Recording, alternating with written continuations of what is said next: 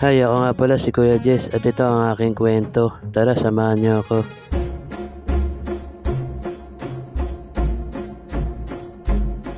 Mag-aalauna na nga ako nakalabas at yan habang naglalakad nga ako dyan tinawag nga ako ni tatay. Tatay nga bibili nga daw siya at kaya yan tinabihan na nga natin itating nga kaliton dito nga sa gilid. Naitabi ko na at yan kumuha na nga tayo ng apat para nga lagyan. Tapos ko na ang lagyan at yan inabot ko na nga kay tatay. Naiabot ko na kaya yan lumakad na nga tayo ulit at para nga magtinda. Tatay nga nagpatuloy nga lang tayo sa ating nga paglalakad at habang naglalakad nga ako at yan nakilala nga ako nila Pogi. At pingin nga daw sila ng sticker kaya kumuha na ako dito sa aking nga nalagyanan at para nga bigyan sila. Nakuha na ako at yan isa-isa ko na inabot sa kanila. At pagkatapos nga dyan, nabigyan ko na sila at yun nga picture nga daw kami. At kaya nag-picture na nga kami. At pagkatapos nga namin mag-picture at yan lumakad na nga tayo ulit. At tayo nga nagpatuloy nga lang tayo sa ating nga paglalakad. At habang naglalakad nga ako, dyan may tumatawag nga sa akin. At tayo nga followers ko nga daw sila at pingin nga daw sila ng sticker. At tayo nga nakakatawa nga kasi kahit di nga tayo gano'ng sikat at yun may nakakilala na nga sa atin. Nabigyan ko na nga sila at yan lumakad na nga tayo ulit at para nga magtinda. Hindi pa nga ako nakalayo at may tumawag na naman nga ulit sa akin kaya minto na ako dito at para nga bigyan nga din sila ng sticker. Naitabi ko na at yan kumuha na nga tayo ng sticker at yan inabot ko na nga sa kanila. Nabigyan ko na nga sila at yan lumakad na nga tayo at yan binuhat ko na nga itong ating nga kariton at para nga lumakad nga ulit. At ayun nga nagpatuloy nga lang tayo sa ating nga paglalakad at habang naglalakad nga ako at yan tinawag nga ako ni ate at tinabi na natin itong ating nga kariton dito nga sa gilid. Naitabi ko na at yan kumuha na nga tayo ng apat para nga lagyan. Nakuha na ako at yan sinimulan na